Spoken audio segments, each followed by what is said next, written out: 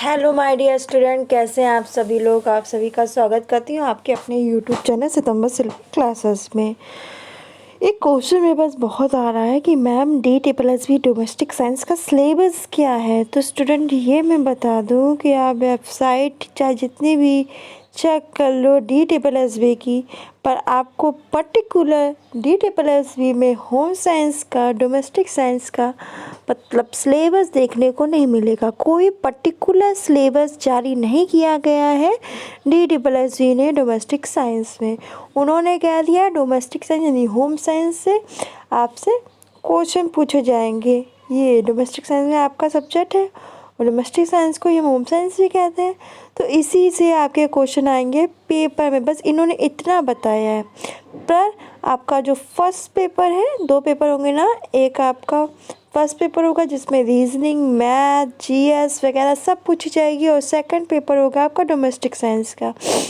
तो domestic science में इन्होंने कुछ भी नहीं बताया कि किस पार्ट से कितना क्वेश्चन पूछेंगे, क्या कुछ भी नहीं, बस इन्होंने कहा डोमेस्टिक साइंस से आएगा आपका जो सब्जेक्ट है उससे क्वेश्चन आएंगे। और पार्ट 1 में इन्होंने क्लियर किया है कि रीजनिंग में क्या टॉपिक है, किस में क्या टॉपिक है। तो आप जितना भी चेक कर लो, आपको सिलेबस नहीं मिलेगा। तो मैं बता रही हूँ कि आपको क्या क्या तैयारी करनी है, क्या सिलेबस रहेगा और किस तरह से आपको तैयारी करनी है और किस तरह से प्रश्न आएंगे। हाँ स्टूडेंट, एक बात और समझ लेना, इसमें क्या होता है, नेगेटिव मार्किंग होगी। आपका UP TGT PGT की तरह ये पेपर नहीं है जिसमें नेगेटिव मार्किंग नहीं है, ऐसा नहीं है। इसमें नेगेटिव मार्किंग है, यही इसका मेन रोल है इस पेपर का। आपने कोई गलत क्वेश्चन को टिक लगा दिया, आपके मार्क्स कट जाएंगे। तो बड़ा सोच समझ के अच्छे से आप पेपर करिएगा। तो चलिए देख लेते हैं सिलेबस में आपको क्या क्या तैयार करना है। तो देखिए, सिलेबस में सबसे पहले आपको आपकी आहार एवं पौष्टिकता वाली यूनिट है, उसको आपको डीपली तौर पे अच्छे से क्या करना है, तैयार करना है। जो आपका कार्बोहाइड्रेट, प्रोटीन, जल, ये जो है ना, भोज्य पदार्थ क्या है, भोज्य पदार्थों का संरक्षण कैसे करेंगे, खाद्य संरक्षण क्या है, भोजन पकाने की विधियाँ क्या है, संरक्षण की विधियाँ क्या है, ये सब आहार एवं पौष्टिकता में ये सब आ जाएगा आपका। इसमें रोगियों को कैसे आहार देना चाहिए, भोजन का पाचन कैसे होता है, अवशोषण कैसे होता है, आहार कैसे तैयार करना है, और पौष्टिकता की कमी से कौन से रोग होते हैं, ये सब आ जाएगा आपका आहार एवं पौष्टिकता में। फिर आपका आता है गृह प्रबंध। दूसरा टॉपिक आपका क्या है, गृह प्रबंध। आपको जो गृह प्रबंध है, होम मैनेजमेंट, उसको तैयार करना है। सेकंड टॉपिक आपका क्या, गृह प्रबंध हो जाएगा। फिर आपको क्या तैयार करना है, इसमें बाल विकास, जो चाइल्ड डेवलपमेंट है ना, गर्भवती स्त्री और कितने प्रकार के प्रसव होते हैं, ये सब। फिर आपको टेक्सटाइल है, तो आपको वस्त्र विज्ञान पूरे अच्छे से तैयार करना है। ऊन क्या है, रेशा क्या है, रेशम क्या है, सब। प्रसार शिक्षा है, उसे अच्छे से तैयार करना है। और आपका जो शरीर विज्ञान है, जो आपका पाचन तंत्र क्या है, कोशिका क्या है, वो श्वसन तंत्र क्या है, इसको भी आपको अच्छे से तैयार करना है। तो ये रहेगा आपका सिलेबस, और इसी से आपके डीप में क्वेश्चन पूछे जाएंगे। तो आप DSSB की तैयारी कर रहे हो तो ये सब यूनिट डीप में अच्छे से तैयार कर लो। जो आपका UP TGT का सिलेबस है वैसे ही इसका भी सिलेबस है, पर इसमें थोड़ा डीप में पूछा जाएगा, तो आपको डीप में उसी तरह से तैयारी करनी है। तो आपको ये चीज़ क्लियर हुई होगी कि डोमेस्टिक साइंस का सिलेबस क्या है। तो आप कितना भी ढूंढ लो, आपको सिलेबस नहीं मिलना है। आपको होम साइंस, ये इन्होंने कहा है कि आपका होम साइंस सब्जेक्ट है, और हम इस सब्जेक्ट से रिलेटिव जो भी क्वेश्चन बनेंगे हम पूछेंगे। जो भी सब्जेक्ट से रिलेटिव क्वेश्चन आते हैं वो हम पूछेंगे। इन्होंने बस डायरेक्टली ये कहा है, पर किस टॉपिक, कौन सा टॉपिक को ये ज़्यादा पूछेंगे, ऐसा कुछ भी इन्होंने क्लियर नहीं किया है।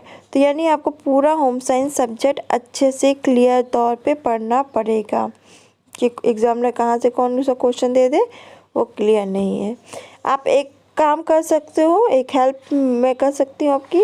आप प्रीवियस ईयर पेपर DSSB के देख सकते हो, जिसके आपको अंदाज़ा लग जाएगा एक बार पेपर देखोगे ना।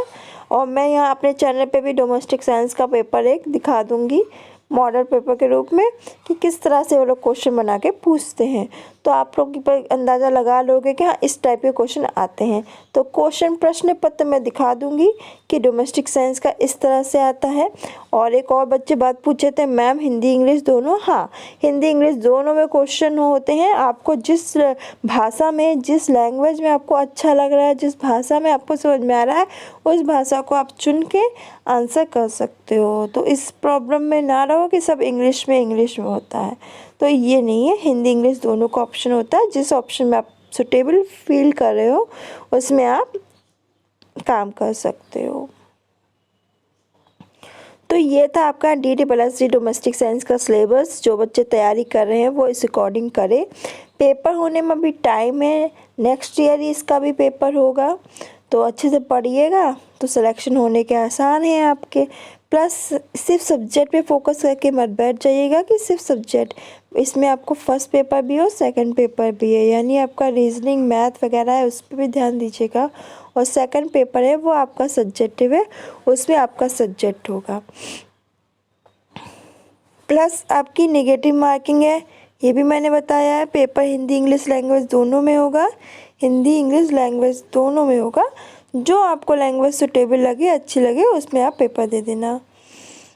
और अगर कोई क्वेश्चन है DSSB से संबंधित, आपको कोई भी डाउट है, परेशानी आ रही है, देखिए फॉर्म बहुत सारे बच्चों ने भर दिए हैं और उनको कोई प्रॉब्लम नहीं है। पर जिन बच्चों का फॉर्म नहीं भर रहा है ना, उन्होंने ज़रूर कोई ना कुछ फॉर्म भरने में गलती की होगी, इसलिए उनका नहीं भर रहा है।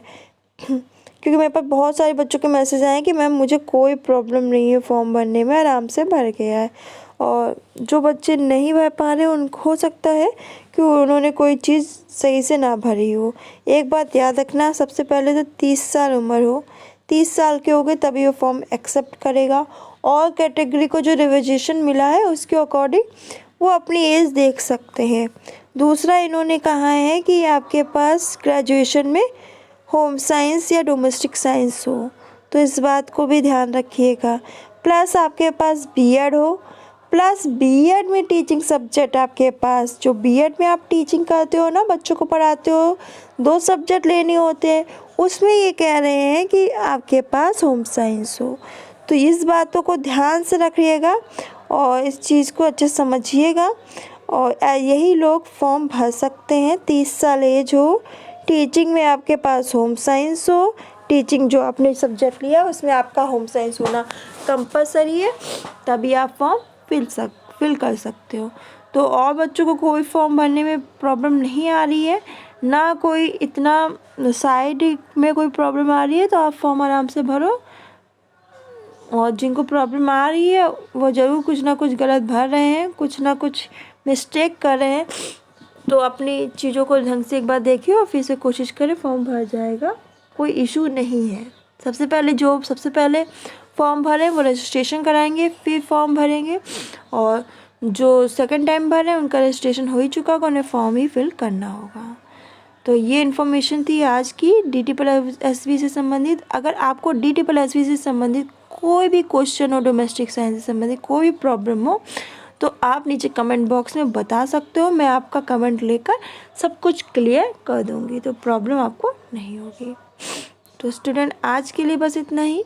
मिलते हैं नेक्स्ट क्लास में कुछ और नई जानकारी के साथ, कुछ नए और चीज़ों के साथ।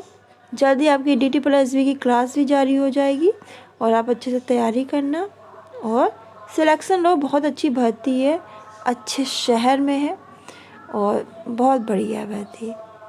DSSB की भर्ती बहुत अच्छी होती है। तो अगर किसी बच्चे का DSSB में हुआ है सिलेक्शन, तो नीचे कमेंट बॉक्स में ज़रूर बताना, तो पता चलेगा किन बच्चों का सिलेक्शन DSSB में हुआ है। तो आज के लिए बस इतना ही। मिलते हैं नेक्स्ट क्लास में कुछ नए चीज़ों के साथ, कुछ नए ज्ञान के साथ। धन्यवाद।